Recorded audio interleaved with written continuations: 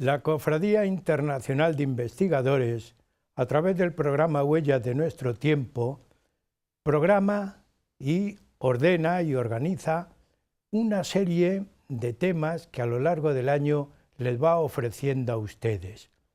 Entre esos temas siempre procuramos encontrar alguno que tenga fecha en el año que estamos, fecha de conmemoración. Por ese motivo siempre recordamos algún personaje, algún hecho y algún acontecimiento importante que cumpla el aniversario o el centenario en el año presente. Esto nos ocurre con Murillo. Murillo en el año 2018 se cumplen los 400 años, el cuarto centenario de su nacimiento. Murillo es gloria de Sevilla, también fue gloria de España. Murillo es uno de los pocos autores, pintores, escultores que en su época, en su vida, fue famoso y fue reconocido como tal, en este caso Murillo, en Europa. El siglo de oro y el siglo XVII es posiblemente el gran fruto de toda la cultura española. Huellas de Nuestro Tiempo presenta hoy Murillo, el cuarto centenario de su nacimiento.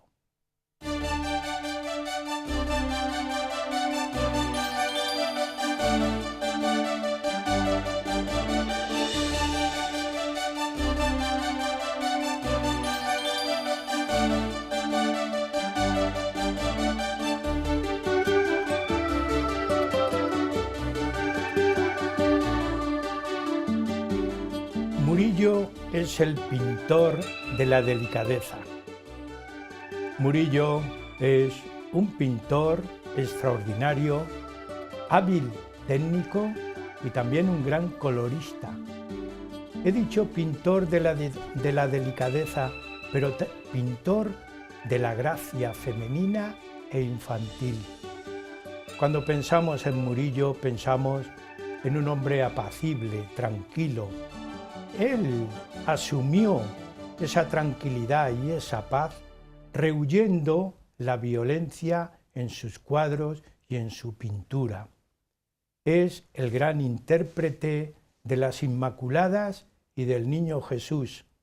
Pero a pesar de todo, Murillo fue un hombre que cultiva el género realista, no solamente el religioso.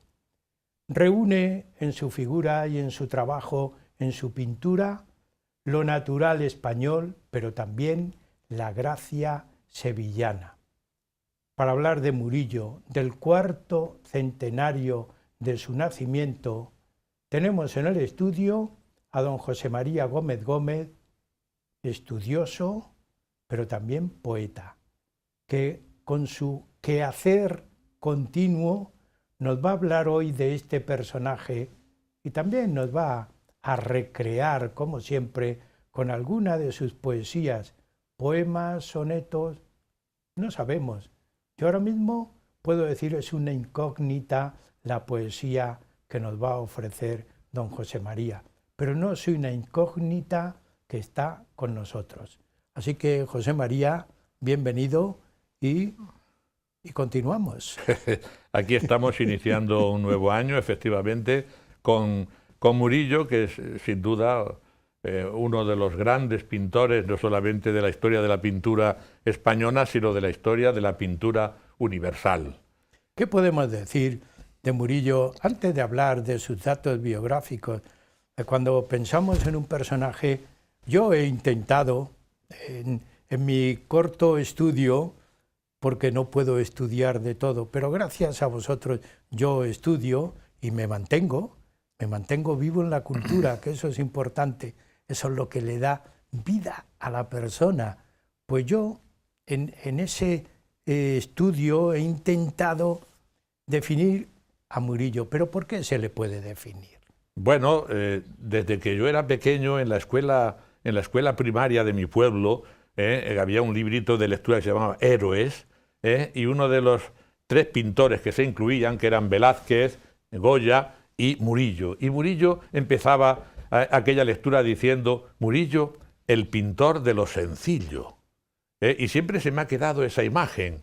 Y es que la sencillez ha sido, digamos, la esencia profunda, la profunda sencillez de Murillo, que, bueno, pues su arte, su estética, abarca todos, digamos, las inquietudes y los movimientos y las técnicas de todo el siglo XVII.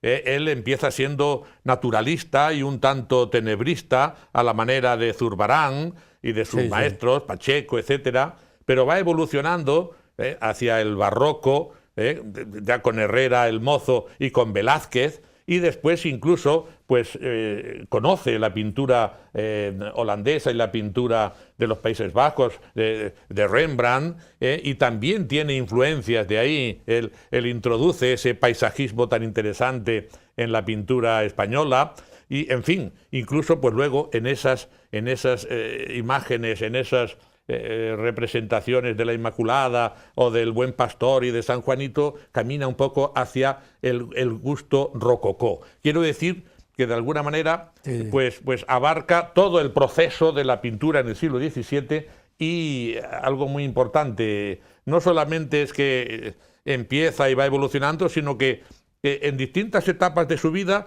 vemos que mantiene esa especie de eclecticismo. Sus temas efectivamente son amables. Era un pintor de una religiosidad tan entregada y tan sincera, que en él no había tormento ni angustia. En él había un convencimiento, un dejarse en la fe, en Dios, en la Virgen, en los santos, que todo lo que pinta es positivo, amable. Incluso en esas escenas que mencionabas de la vida, de la pintura de género, de la vida callejera de los muchachos, de Sevilla, de picaruelos, hasta es una visión amable. Pero tiene una gracia, ¿verdad? Una gracia indudable. Tiene una gracia, yo he dicho, la gracia femenina, pero también el chico, el niño, que ya hablaremos de él, tiene una gracia pueril, una gracia de niño. Nadie ha pintado los niños como Murillo. Pues José María. Y a mí me llamó mucho la atención cuando yo he empezado a pensar un poco en el personaje. El 1 de enero de 1618 fue bautizado, fecha que se toma como punto de referencia. ¿Por qué? Porque esa es la fecha de la que no podemos dudar en el libro de bautismos de la iglesia de Santa María Magdalena de Sevilla. Allí consta, en la primera acta, ahí estamos visualizándolo, abajo a la izquierda, es el primer acta de bautismo del año 1618, y ahí, bueno, pues el licenciado Francisco de Heredia, digamos, certifica que bautizó a un niño, sus padres, da el nombre de sus padres, ¿verdad? Gaspar Esteban, de su madre María Pérez Murillo. Es decir, no tenemos constancia exacta de la fecha de nacimiento. Pero 2 o 3 días antes o un día antes se supone, entonces se bautizaban con mucha urgencia a los niños. En diciembre, al final de diciembre. Al final, hay quien dice que el mismo 31 es posible, o los últimos días de diciembre del 17. ¿Cómo fue su infancia? La infancia de este gran personaje. Bueno, pues fue bastante desahogada, porque era el menor de 14 hermanos,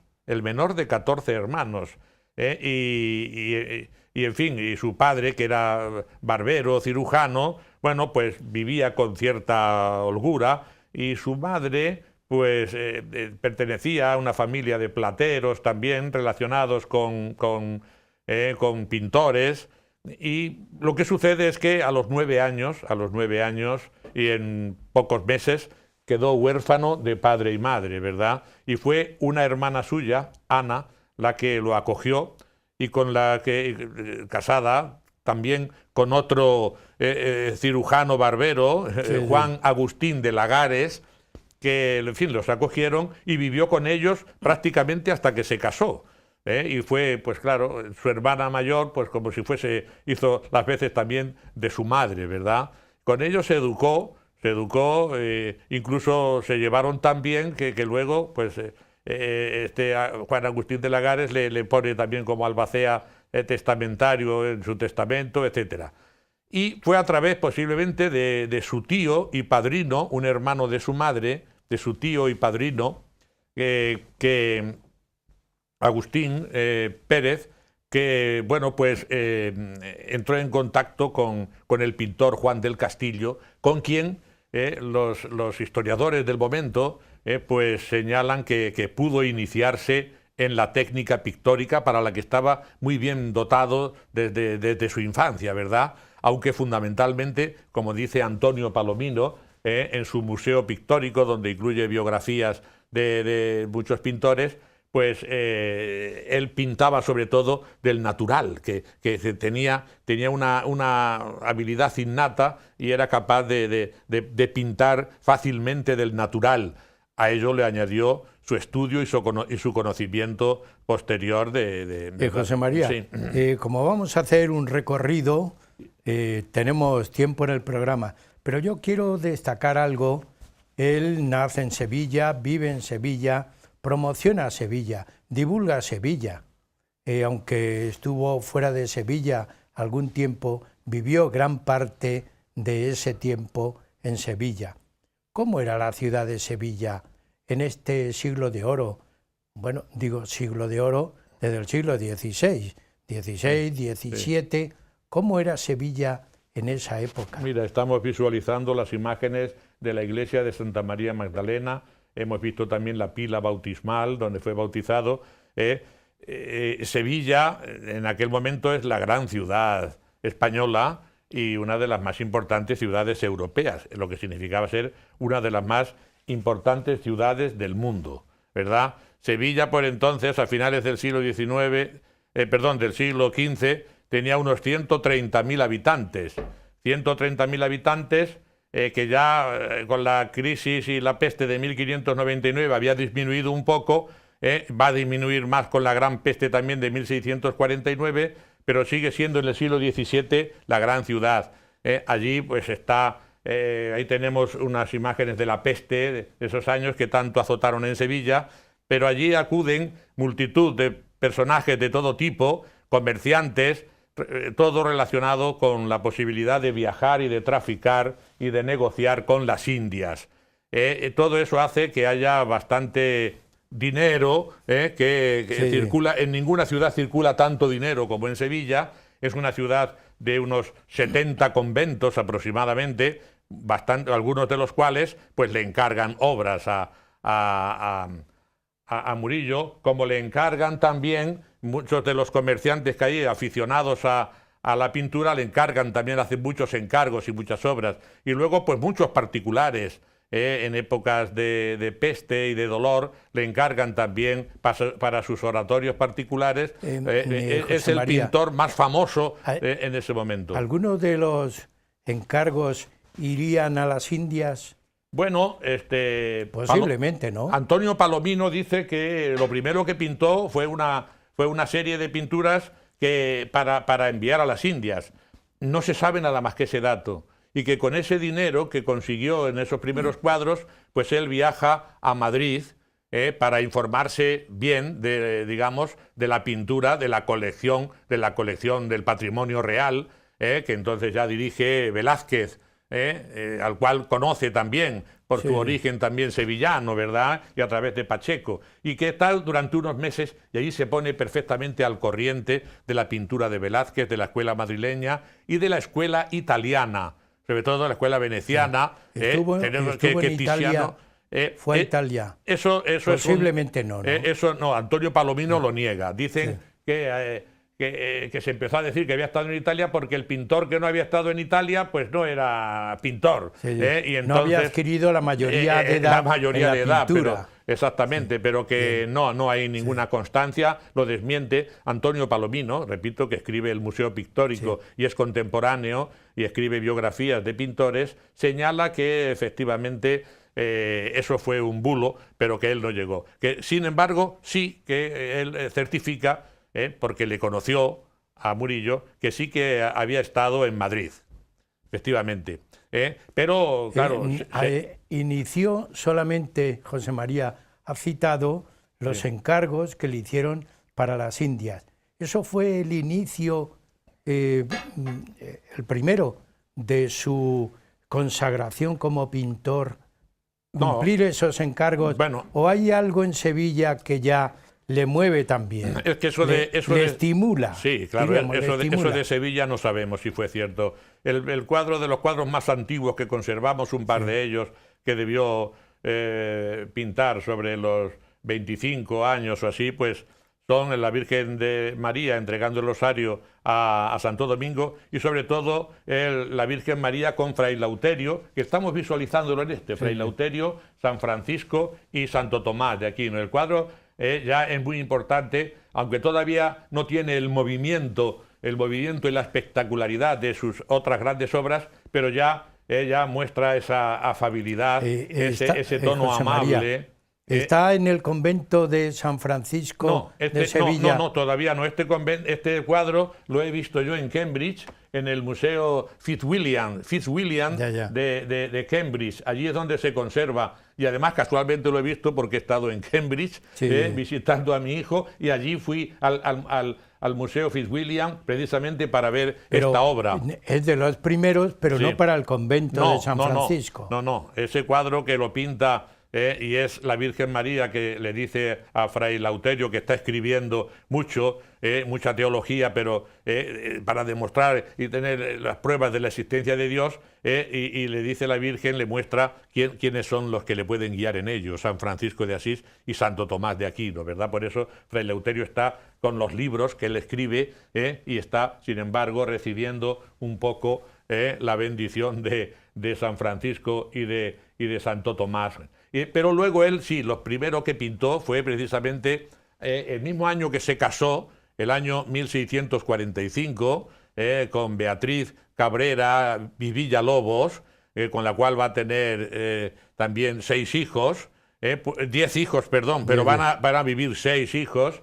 Bueno, pues ese año recibe el primer gran encargo, que es precisamente la composición de 11 grandes cuadros para el claustro chico de San Francisco de Sevilla, del convento de San Francisco de Sevilla. ¿Continúan allí, José María? No. Esos se dispersaron con la Guerra de la Independencia, y el convento se arruinó y fue desmontado. Hoy pero está allí. Me parece que alguno volvió, ¿no? El Ayuntamiento de Sevilla, pero el Ayuntamiento de Sevilla está construido precisamente donde estaba ese convento de San Francisco, para el que él pintó ya unos cuadros que, aunque todavía no son los cuadros de la gran plenitud y de su etapa de esplendor que veremos en un segundo programa, pero ya indican, por supuesto, la capacidad de un excelente pintor.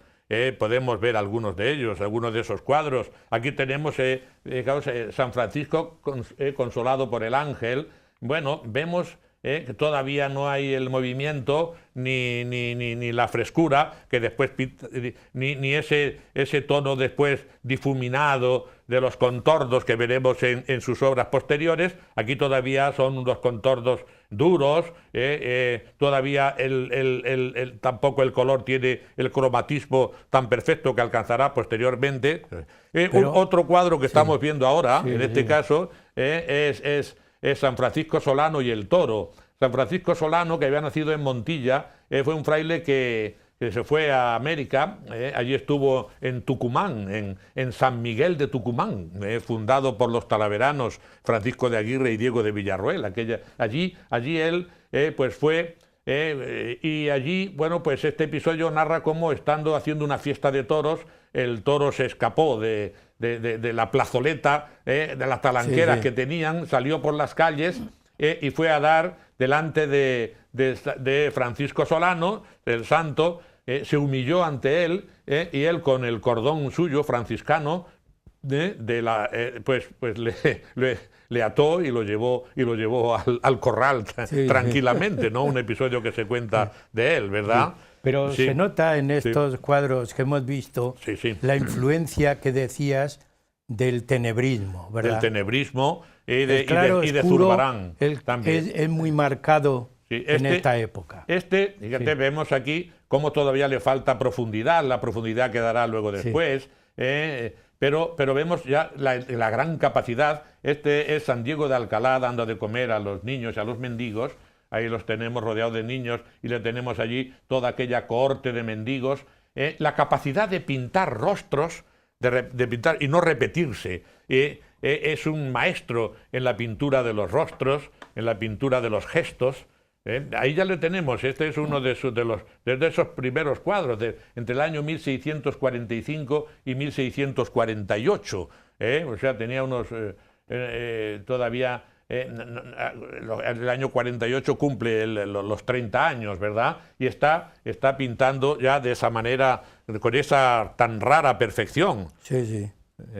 Bien, aún podemos señalar algún cuadro más de los pintados aquí, como en este caso es la muerte de Santa Clara. También todos estos pintados para el convento de San Francisco. Fíjate toda la cohorte, estoy viéndolo más cerca, cómo podía ya él amontonar tantas figuras, tantas expresividades distintas, y ya va él adquiriendo el estilo que le caracterizará. Yo no sé si podemos ver, hay uno en la Cocina de los Ángeles, por supuesto, que está citado por ti. Por supuesto, la Cocina de los Ángeles. Lo podemos ver. La Cocina de los Ángeles, ahí la tenemos también.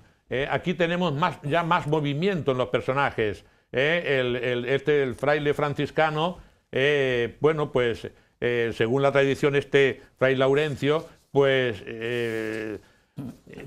entraba en éxtasis orando mientras estaba en la cocina atendiendo, pero las labores y el trabajo de la cocina se lo hacían los ángeles. Y vemos a la izquierda cómo está el padre prior, y cómo están también algunos miembros de la justicia y de la nobleza contemplando lo que era un famoso milagro que sucedía con frecuencia al fraile, ¿no? Que entraba en éxtasis en la oración. Pero vemos los distintos planos, ¿no? A la derecha, sobre todo, los ángeles y la cocina, por eso se llama la Cocina de los Ángeles. Luego, en ese nimbo, como en éxtasis, el fraile, y a la izquierda, en plan más naturalista, los personajes, el prior que le están contemplando, ¿no? Hemos hecho una presentación del personaje, a mí me parece amplia, exhaustiva y además significativa como pintor. ¿Cómo podemos establecer, en qué géneros, en qué grupos podemos establecer de toda la gran labor pictórica de este personaje? Yo, siguiéndote a ti, hay por lo menos 3 grandes apartados que yo deseo, por lo menos en esta primera parte del programa, que tú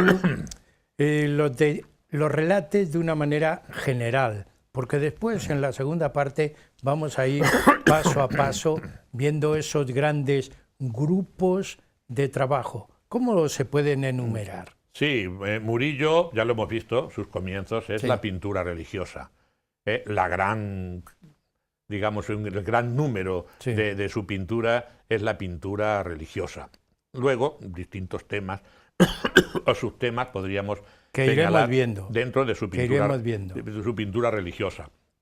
En segundo lugar, es muy importante, porque él es en el siglo XVII y prácticamente casi en nuestra pintura más importante, pintor de género, uno de los más importantes pintores de género. No es que lo inaugure él, pero él es el que le da, digamos, una mayor amplitud, hasta 25 cuadros. Pintura de género... ¿Por qué lo denomina así? Es la pintura... ¿Por qué se denomina de esa manera? Es la pintura de escenas realistas, se dio en llamar así, del género, digamos, realista o del costumbrismo diario, y ese tipo de pintura... lo veremos que abunda mucho, sobre todo los pícaros y picaruelos, pero visto siempre de una manera amable y casi gozosa, ¿verdad? escenas cogidas de la calle, escenas captadas pues en rincones determinados, que él los ve y o los graba en su mente o los visualiza de tal manera. Lo iremos viendo sí, exactamente. Posteriormente. Y luego hay otro grupo. Luego está también muy importante sus retratos. Los retratos. Sus retratos, ¿no? Sí. Tanto sus autorretratos como los retratos que él pinta, sobre todo de sus grandes amigos y de aquellos mercantes, comerciantes que le encargaban obras. Sí. Y ahí también vemos distintos matices. Y hay un grupo que veremos, que no podemos olvidar, el de los niños. Bueno, los niños, efectivamente, dentro de esos tres grupos de la pintura religiosa están los ángeles, que llenan prácticamente en casi todos los cuadros dedicados a los santos y sobre todo a la Virgen María Inmaculada, pues están cuajados de ángeles en variadísimas posturas y estilos. Bien, los niños de la calle, por supuesto, también son que los iremos viendo. Sí. José María, llegamos a la mitad del programa. Por ese motivo yo te había hecho esta pregunta para que por lo menos esbozaras lo que vamos a ver en la segunda parte. Amigos, estamos en el programa Huellas de nuestro tiempo, hoy hablando de Murillo, en el 4º centenario de su nacimiento. Un descanso y continuamos con ustedes.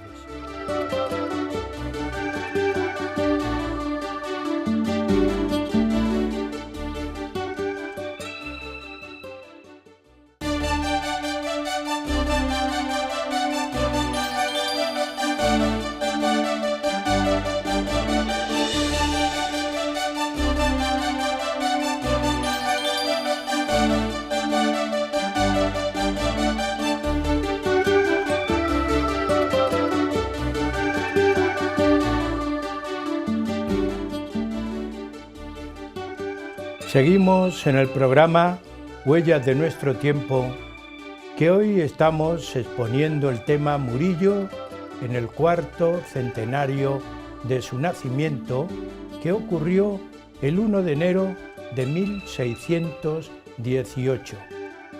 Tenemos en el estudio a don José María Gómez Gómez, que nos está exponiendo vida, obra, aconteceres y todo el contenido de la obra pictórica. Y en la primera parte le habíamos cortado, pero nos había iniciado la siguiente idea.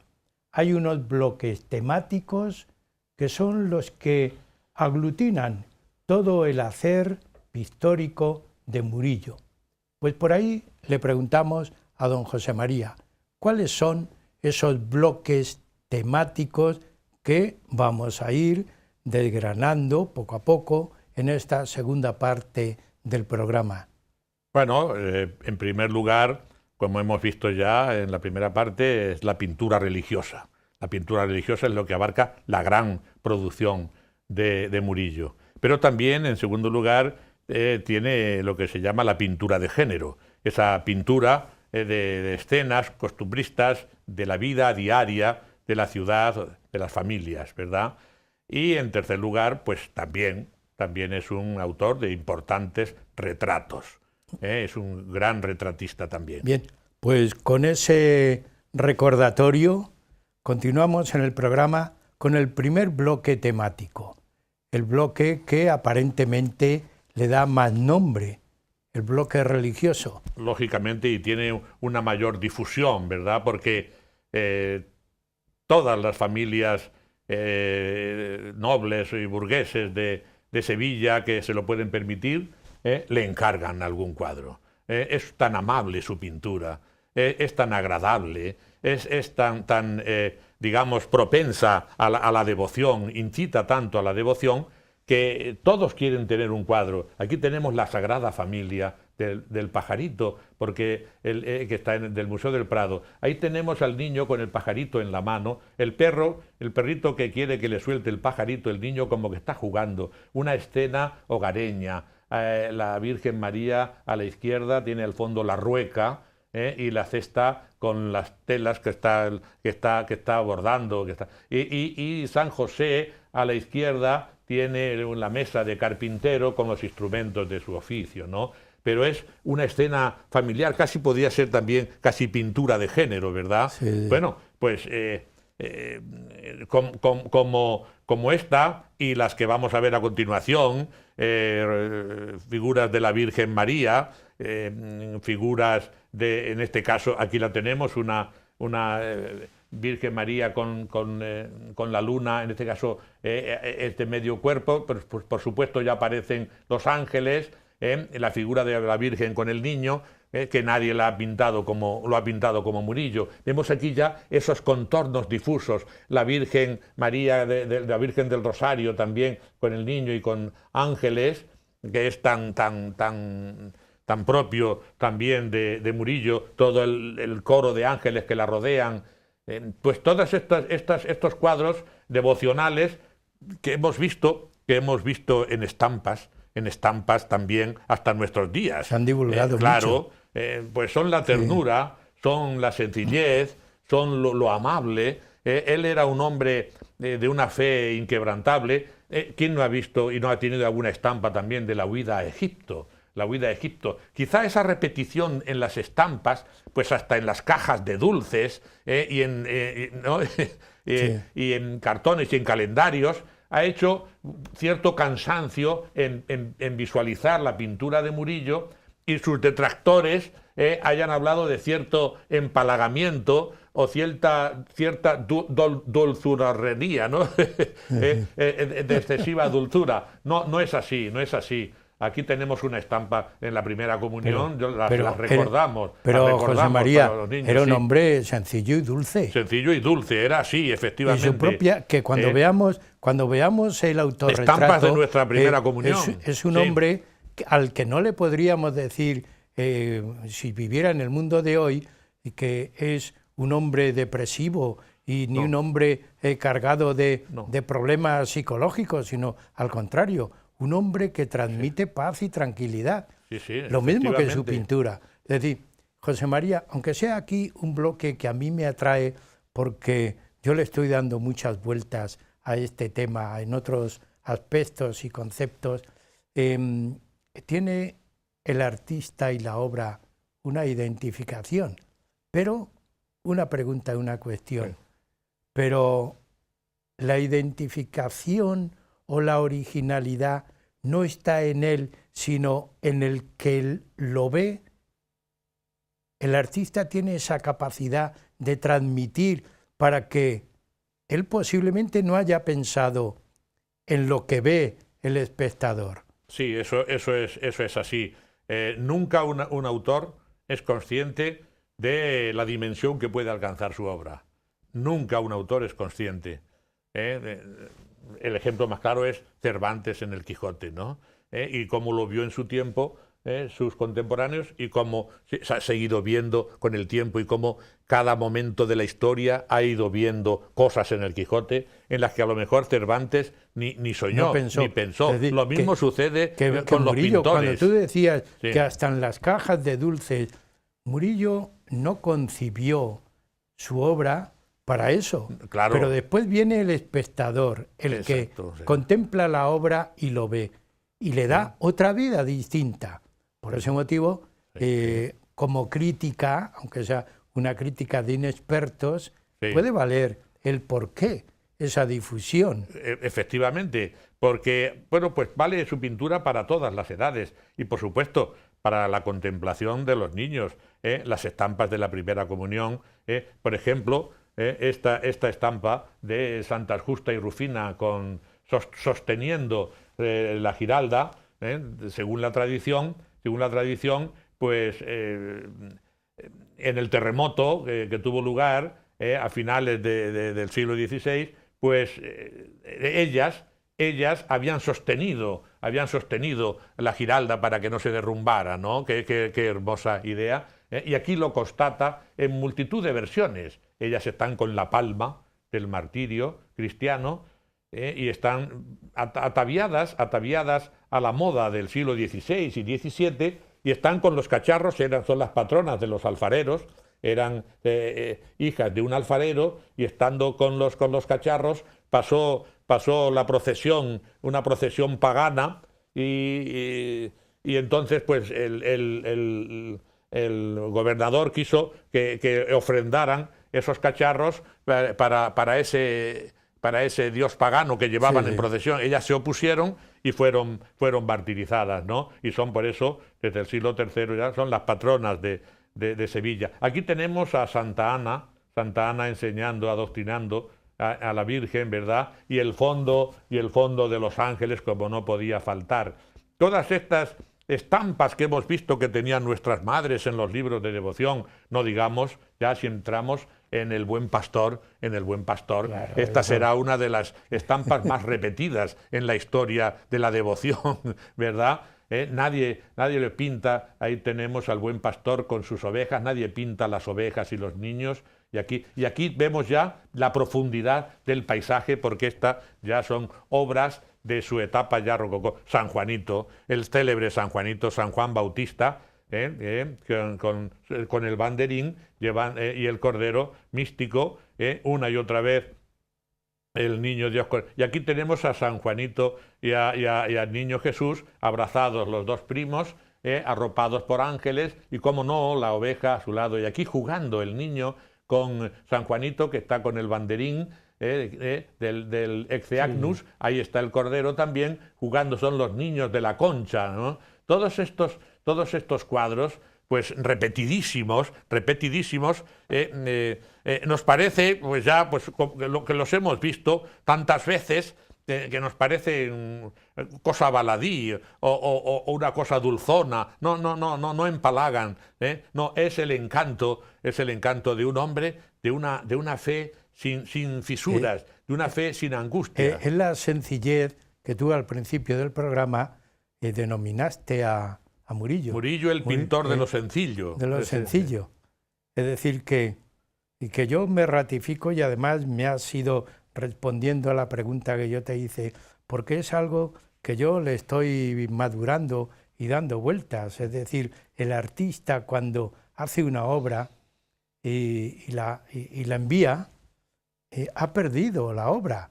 La obra es de los espectadores. Efectivamente. Y por ese motivo, todos los espectadores a lo largo de la historia, con Murillo, han hecho suya la obra. Sí, sí. Murillo lo perdió, pero los espectadores lo ganaron. Efectivamente. Y luego se han ido haciendo copias y repitiendo copias. Están llenos los museos. Por ahí yo he estado... hace un mes estuve recorriendo los castillos del Loira. Allí en uno de ellos, en el patio de Villandry, allí he podido ver varios Murillos, varios retratos de este tipo, de copias que ya salían de su taller, que se multiplicaban, porque hasta entonces nadie había vendido tantos cuadros como Murillo. Murillo es un pintor, es el pintor más popular del siglo XVII, con diferencia. Ya lo veremos ahora al hablar de los retratos, los amigos y mercantes que le encargaban obras, pues, si con las que traficaban y negociaban ellos. Si te parece, continuamos con el segundo bloque temático, efectivamente, que es el bloque de... la pintura de género. La pintura de género. La pintura de género. Hasta 25 cuadros pintó Murillo, por lo menos, de los llamados de género, es decir, de estas escenas calcadas de la vida diaria de la calle, y sobre todo de los niños. Ahí tenemos, ¿quién no ha visto estas obras maestras? Este azacán, este niño que lleva el cántaro, porque con el cántaro pues está trabajando y llevando agua a las casas, eran los azacanes, y el niño está quitándose las pulgas, pero vemos que es un niño hermoso, digamos que no está escuálido ni desnutrido, aunque eso sí, está astroso, desarrapado, medio desnudo y descalzo. Así se puede estar en Sevilla, por la temperatura, ¿no? Aquí tenemos a los niños jugando a los dados, que era un juego prohibido entonces. pero ahí los tenemos y vemos cómo están también semidesnudos con las ropas destrozadas. Pero qué juego de luces, José María. Efectivamente, y qué encanto de niños, ¿no? Con que, yo diría, si pudiéramos ver otra vez el de los niños jugando a los dados. Niños jugando a los dados. Para mí, el gran personaje de ese cuadro, yo pienso que son no los niños solamente, sino el fondo, esas nubes, ese contraste. Pero fíjate que hay ahí. Los escorzos, la postura de los niños, ya cómo está en pleno barroco, ya cómo los pinta en ese movimiento, ¿no? Que parece que los ha sorprendido y que están moviéndose ahí. Y fíjate en el niño que nos mira comiendo ese mendrugo de pan, y siempre el perro, si los niños no tenían a veces para comer, para hartarse, los perros, fíjate cómo estaban a la cuarta pregunta, pero hay una cesta ahí de fruta, pues son estos niños que bueno, pues recaderos, ¿verdad? Llamados, como en el caso de Cervantes, Rinconete y Cortadillo, los niños del Esportillo. Ahí tenemos a este niño también medio desnudo, pero risueño. En ellos son estos pícaros, pero en ellos no se retrata la maldad, ¿no? Ni el resentimiento, no. Sino la dulzura, aun siendo la buena compostura, pobres desarrapados, efectivamente. La buena compostura del humilde. Del humilde, sí, efectivamente. Cómo los mira con esa ternura, es que tienen, siempre con ternura y con dulzura. Un estudio psicológico muy importante estos cuadros, fundamentalmente de los niños desvalidos. Mira en este caso, estos tres golfillos. También tienes el azacán, que es el negrito que lleva el cántaro para servir agua por las casas, y tenemos el esportillo, los mozos del esportillo. Este ha conseguido algo, el negrito tiene algo de hambre, le está pidiendo algo, el otro como que se lo está guardando, el otro nos mira sonriéndose, esas distintas, y cómo les da, unos los retrata en rincones de la calle, y como a otros, en este caso, pues se abre el campo con profundidad, ese paisaje que él hereda, en este caso, del gusto holandés, de Rembrandt, de Van Dyck, de los pintores holandeses, que él conoce a través de sus amigos holandeses y flamencos que vienen a Sevilla. Que vienen a Sevilla, sí, esos comerciantes atraídos también por la ciudad sevillana, claro que como decíamos al principio. Mira cómo está también están comiéndose un trozo de tarta, algo de algunas sobras de alguna casa de los ricos, y el perro siempre a la derecha está mirándolos, está comiéndoselo con fruición, ¿no? Como gozando en lo que va a zamparse, y vemos también el esportillo donde lleva la compra que tiene que llevar a los señores, pero en el camino han encontrado algo, lo mismo esas uvas de moscateles y ese melón del que están dando cuenta. Eso sí, las ropas era más difícil reponerlas, pero hambre no pasaban. Vemos a los niños que son, bueno, bastante bien alimentados y comiendo, ¿no? Qué estampas para estudiar. La pintura de género maravillosa de Murillo, ¿no? En estos tonos ocres. Aquí no, ya veremos qué distinto cuando veamos en el próximo programa la gran pintura suya de las grandes obras y de la Inmaculada, o como hemos visto en el Buen Pastor, el colorido aquí es distinto. Estos tonos ocres. Fijémonos en son colores tierras. Tierras, sí. En este caso, esta anciana, esta mujer, con el gallo y la cesta de huevos, otra pintura de género, y casi que también puede ser considerada un retrato, ¿no? Porque esta mujer está perfectamente pintada al natural de la calle, una mujer del siglo XVII de Sevilla, ¿verdad? Pues con la boca raída, le faltan tantos dientes, la mirada entre triste y de aceptación, ¿no? Ella va a vender su gallo y a vender los huevos, ¿no? Al mercadillo, al baratillo, sin duda, de Sevilla, ¿verdad? Pues vamos a seguir con el tercer grupo que tenemos, el grupo de los retratos. Sí, efectivamente. El grupo temático que tiene otra fuerza pictórica y otra fuerza social distinta. Estamos viendo religión por un lado, estamos viendo la calle, el desvalido y ahora vamos a ver el personaje. 3 grandes bloques que van hilados, van unidos. Efectivamente. En el retrato hay que observar dos técnicas. La normal es la técnica tradicional un poco castellana o española, de la sobriedad de la figura. Sobre todo, pues aquí tenemos uno de los primeros. Este es el padre Justino de Neve.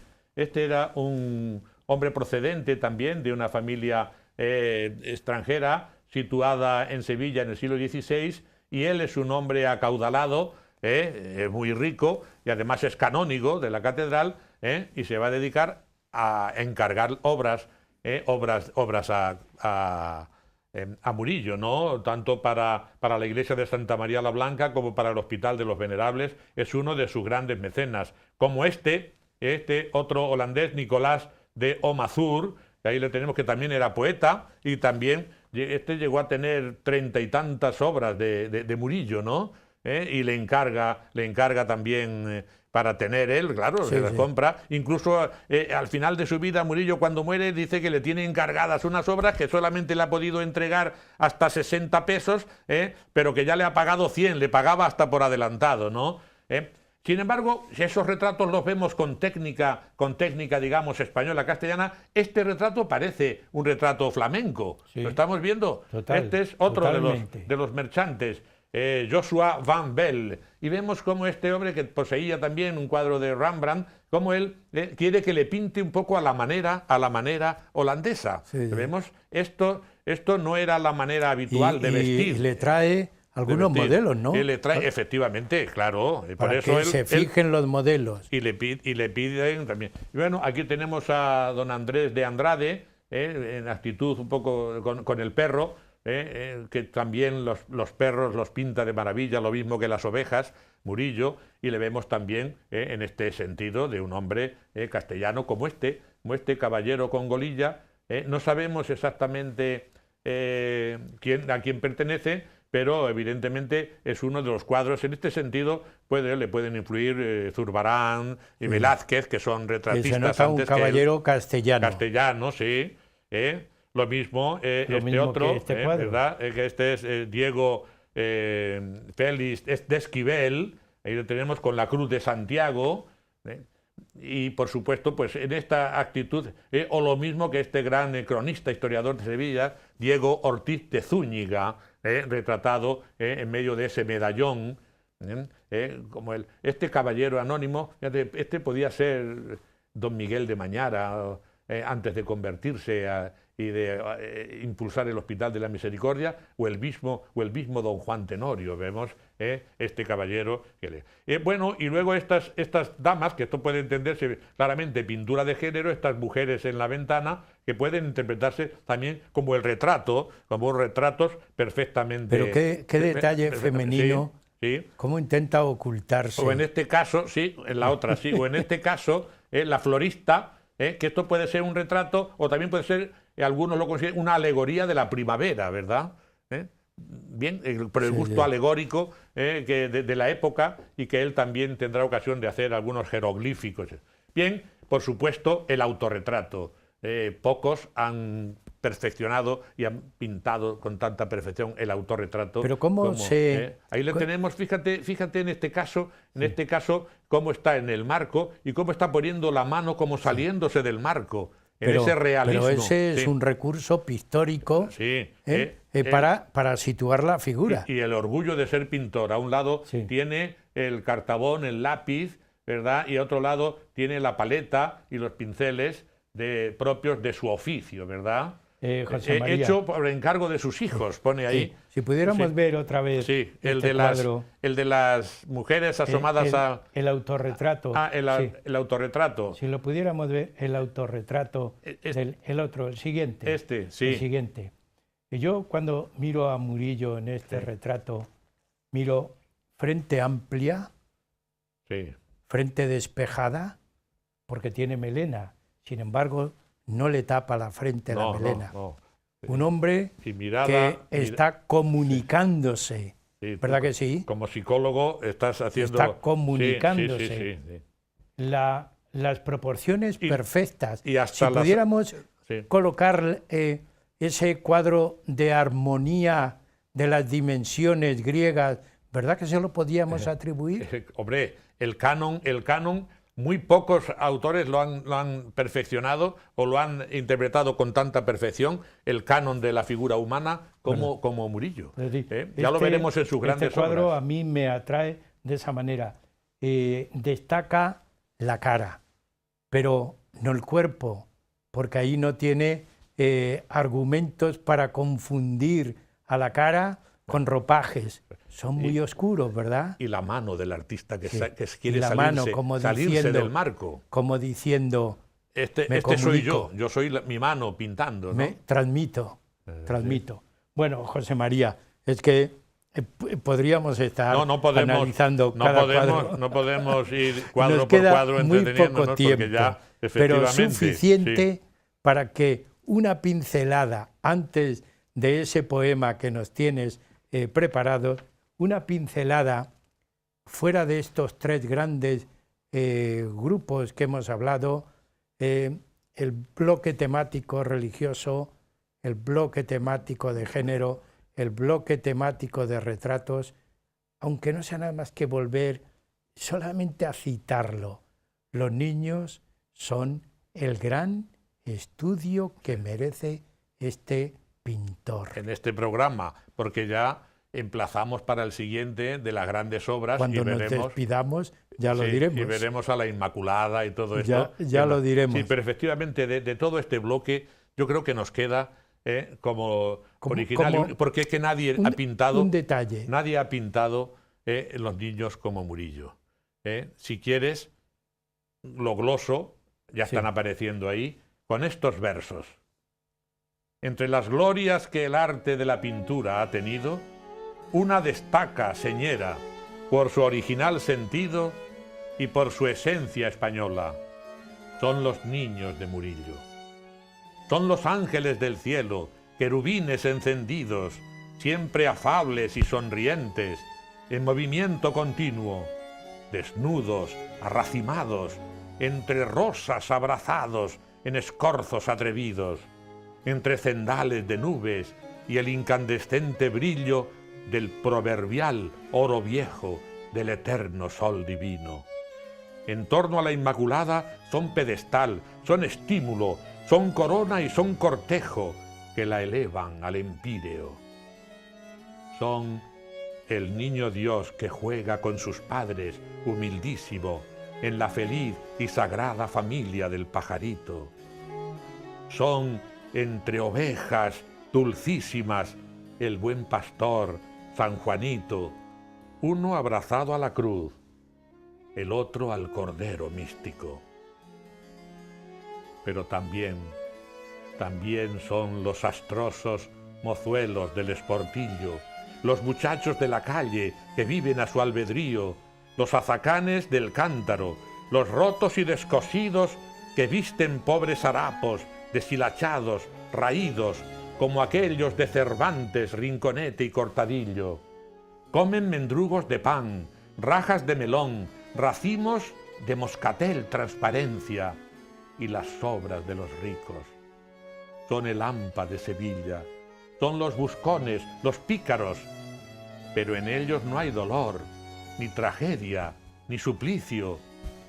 Son ángeles en la tierra, son los ángeles caídos, salvajemente inocentes, humildes, desposeídos, pero como los del cielo, son los niños de Murillo. José María, con esa última pausa, pensamos y reflexionamos que tenemos que hacer un segundo programa. No tenemos más remedio. Así que yo te emplazo y si te parece, continuamos hablando de Murillo en otro programa sobre su gran esplendor, sus grandes dotes, pero también sus grandes cuadros, en donde vamos a comprobar el contraste con todo lo que hemos visto en este primer programa. Así que yo te animo y lo hacemos. Claro que sí. Bien. Hay que completar ya la pues imagen entonces, de Murillo con lo mejor que escribió, que hizo además, que pintó, su obra de esplendor. Pues continuaremos en un segundo programa y animamos a nuestros espectadores y oyentes a que nos sigan, porque el siguiente programa verán ustedes Murillo con todo su esplendor. Muchas gracias por su atención y hasta ese próximo programa.